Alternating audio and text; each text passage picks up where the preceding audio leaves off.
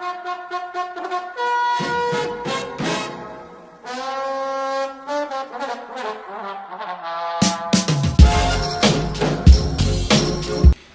we are finally legal, man. I hate how long it takes the DMV. I ordered those over 2 weeks ago. Finally got here.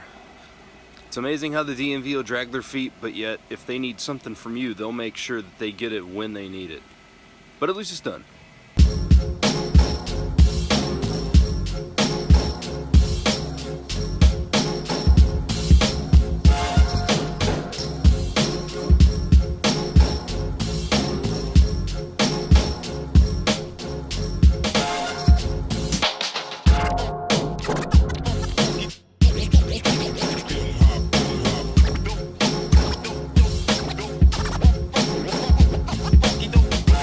The other thing I dislike about the entire idea of the DMV and having to order this stuff online is sometimes you need it in a crunch, and if I go to the DMV and I try to order my stickers or anything, guess what?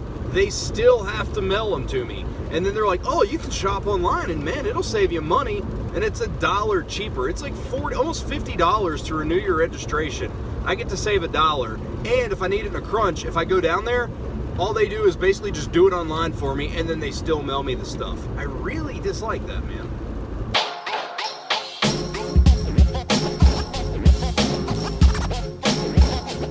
So what is on the agenda for today? Me and Tracy, this will be the second time we're doing it. Today we're going to look at some houses. We're going to look at multiple houses this time, though. We're looking at I think 3 different ones, and I mean, because we really need a house, man. We're outgrowing an apartment, and with a baby and everything, we totally need a house.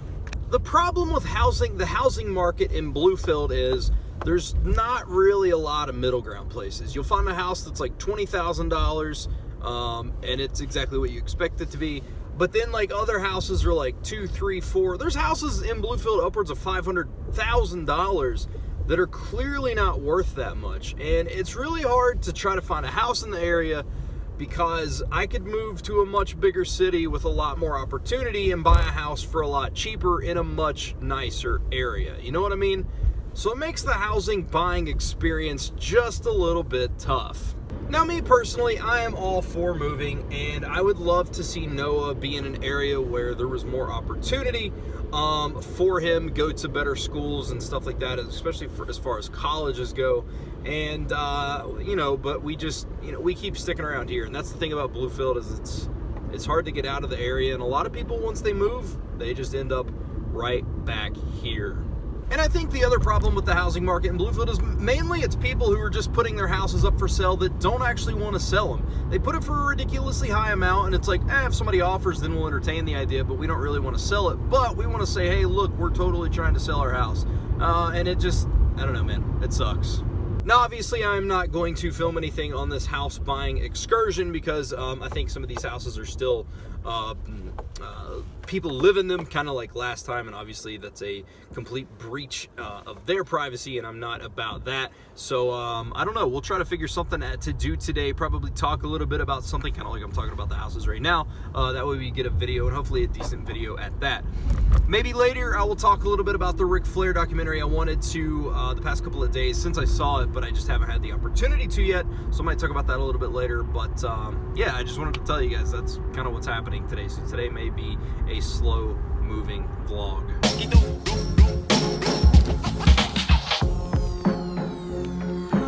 1, 2, 3. Give me a passy.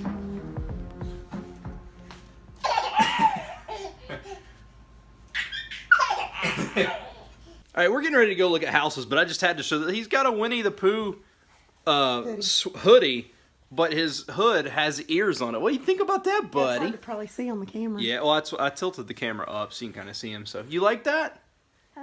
Okay. All right. So now let's go. Yay! Good job.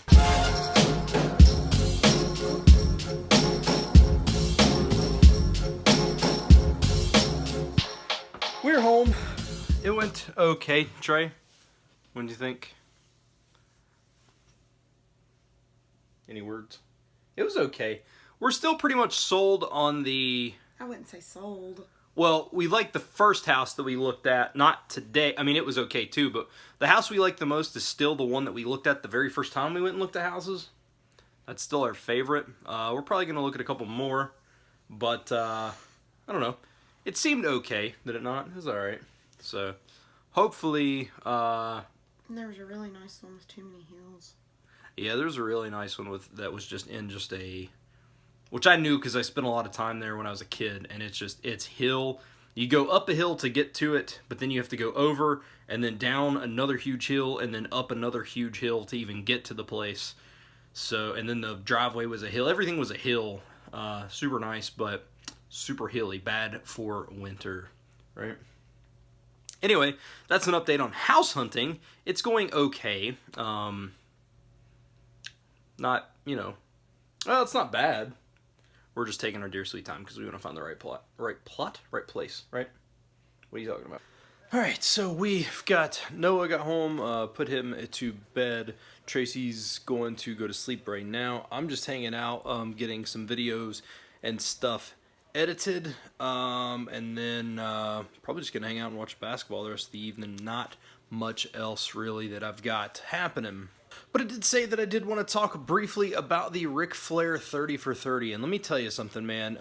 This documentary on Ric Flair is so good. And even if you're not a fan of the art of professional wrestling, I really think you could get something out of this documentary. This is more of about a human life and someone becoming so wrapped up and enthralled with who and what they are and what their character is that it completely engulfs them.